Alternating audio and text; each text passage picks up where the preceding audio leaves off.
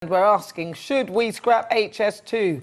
For those of you who don't know, this is a project which aims to link London to the Midlands and the North, although there are networks that already do that, and of course Scotland as well. Trains. To me, it's, trains and network. Trains, it's already there. But they're just literally repeating this network, but slightly differently.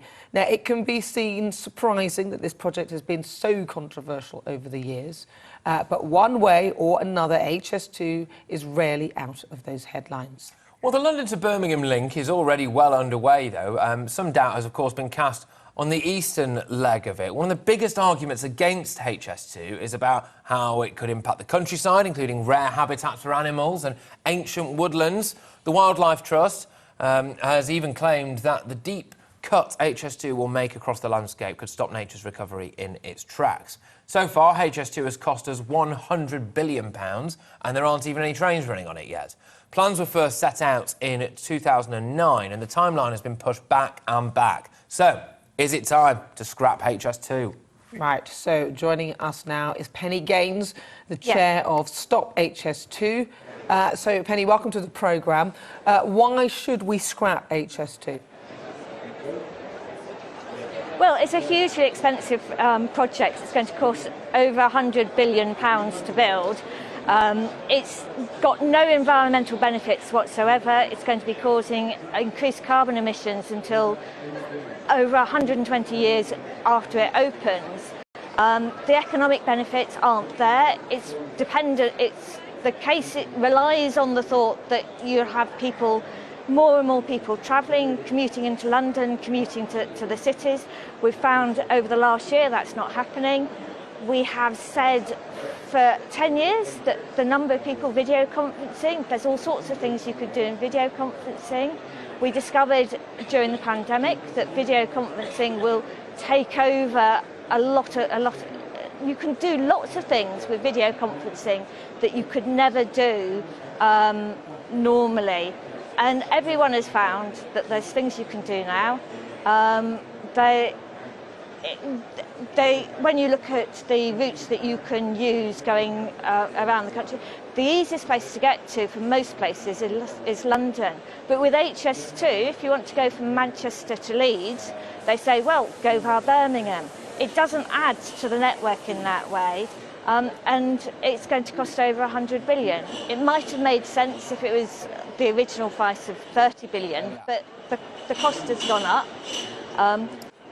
Well, you make a series of interesting points there. One of the elements that people talk about is the countryside, but actually there's a human cost as well, isn't there? Because as a result of building HS2, we've had to compulsory purchase vast swathes of parts of cities, for example. There's a part of Manchester not too far away from where you are now that's under a massive compulsory purchase order. And there is a human cost to that, isn't there?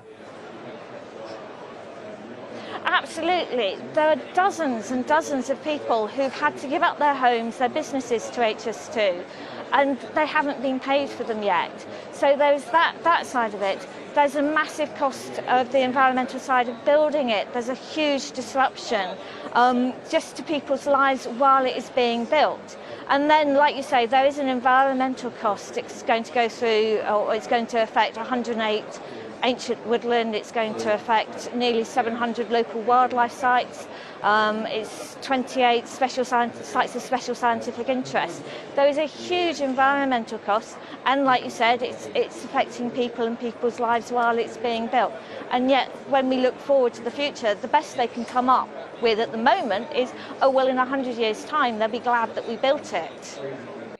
Penny, I was going to ask you, though, what about the argument, the other side of the argument, though, that actually infrastructure projects are great for regenerating and building employment, so people will be getting jobs throughout this project. Also, prosperity, they tend to improve prosperity around the areas, especially when they're being built, because there's more footfall, more people working on the project, putting money into the environments that as they're working.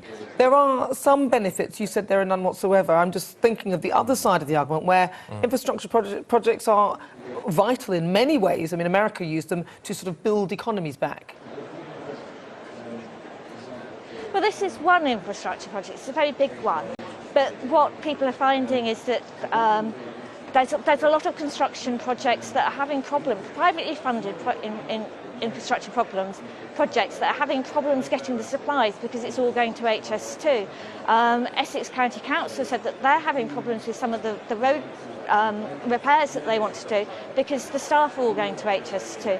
HS2 is entirely paid for by the taxpayer. It's not. It's all coming out from your money and our money.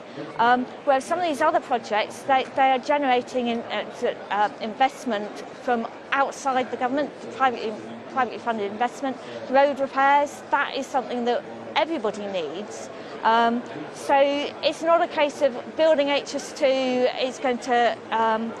It's all coming from the taxpayer, and if we're going to spend lots of money building on lots of taxpayer-funded projects, there are a lot of other projects, local projects, smaller projects that can be done for